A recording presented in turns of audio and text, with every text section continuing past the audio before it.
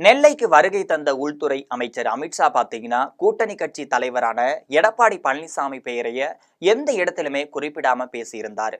அது மட்டுமல்லாம 39% வாக்கு வங்கியுடன் அதிமுக பாஜக கூட்டணி வெற்றி பெறணும், அதே சமயத்துல பாத்தீங்கன்னா கூட்டணி மந்திரி சபைதான் அமையும் என்று அவர் பேசிய பேச்சு மீண்டும் பரபரப்பையும் ஏற்படுத்தி இருக்கு. உள்துறை அமைச்சர் அமித்ஷாவின் நெல்லை வருகையில தான் ஏராளமான திரைமறைவு அரசியல் நடைபெற்றிருக்கின்றனர். அது என்ன என்பதை இந்த செய்தியில் விரிவாக பார்க்கலாம்.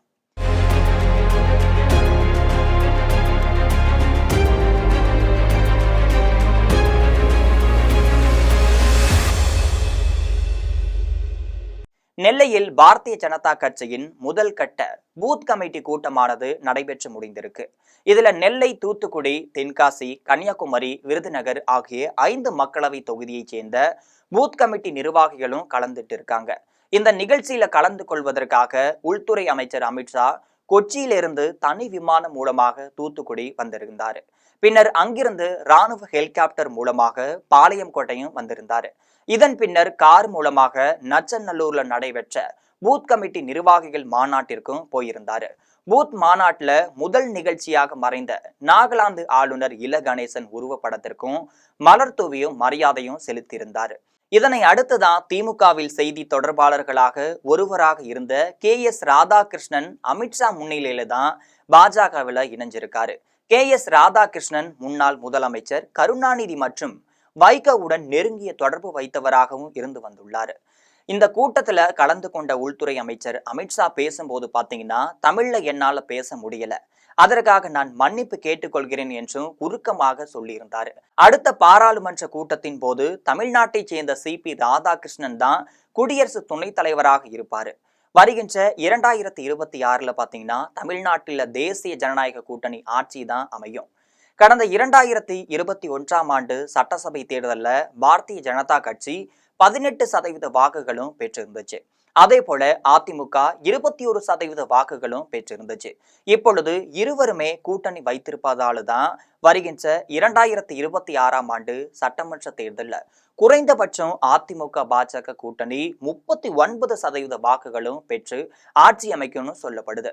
இந்த கூட்டத்துல பாத்தீங்கன்னா உள்துறை அமைச்சர் அமித்ஷா நயினார் நாகேந்திரன் பெயரை சொன்னதை விட அண்ணாமலை பெயரை சொன்ன போதுதான் கைத்தட்டல் பலமாகவே இருந்ததாகவும் சொல்லப்படுது. இது தவிர கூட்டம் குறைவாகவே இருந்ததும் ஒரு முக்கிய நிகழ்வாகவே பார்க்கப்பட்டு வருது. பெரும்பாலான இருக்கைகள் காலியாக இருந்ததாகவும் பலர் பாதி கூட்டத்திலேயே எழுந்து போய்விட்டார்களும் தகவல் வெளியாகியிருக்கு. தொடர்ந்து பேசிய அமித்ஷா பாத்தீங்கன்னா சோனியா காந்தி தனது மகனான ராகுல் காந்தியை பிரதமராக்க வேண்டும் என்று நினைச்சிட்டு வராரு. அதே போலதான் தமிழ்நாட்டில் MK ஸ்டாலினும் தனது மகன் உதயநிதி ஸ்டாலினை முதல்வராக்க வேண்டும் என்று நினைச்சிட்டு வராரு.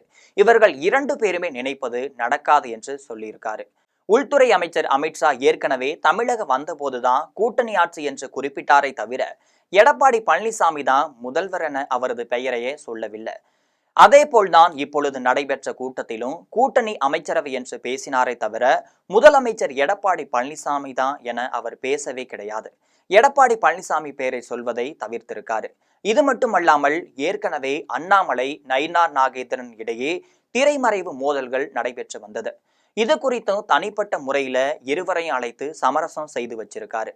இந்த கூட்டத்துல பாத்தீங்கன்னா தமிழக முன்னாள் பாஜக தலைவர் அண்ணாமலை பேசும்போதுதான் அதிமுக பொதுச் செயலாளர் எடப்பாடி பழனிசாமியை முதல்வர் ஆக்குவது தேசிய ஜனநாயக கூட்டணியில் உள்ள நம் ஒவ்வொருவரின் கடமை என்றும் எடப்பாடி பழனிசாமி பெயரை குறிப்பிட்டும் பேசியிருந்தாரு.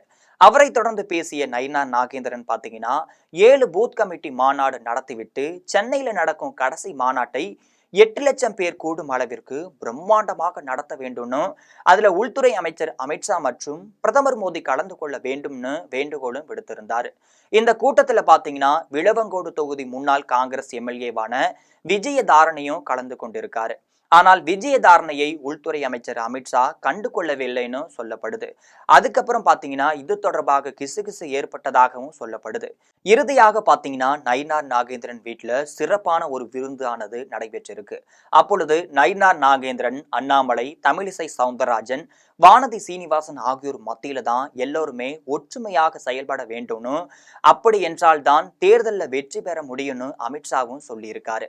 நெல்லை வந்த அமித்ஷா எடப்பாடி பழனிசாமி பெயரை குறிப்பிடாததும் கூட்டணி ஆட்சி தான் அமையும் என்று தெரிவித்ததும் தமிழக அரசியல்ல மீண்டுமே பரபரப்பை ஏற்படுத்தி இருப்பதாகவும் தகவல் வெளியாகிருக்கு.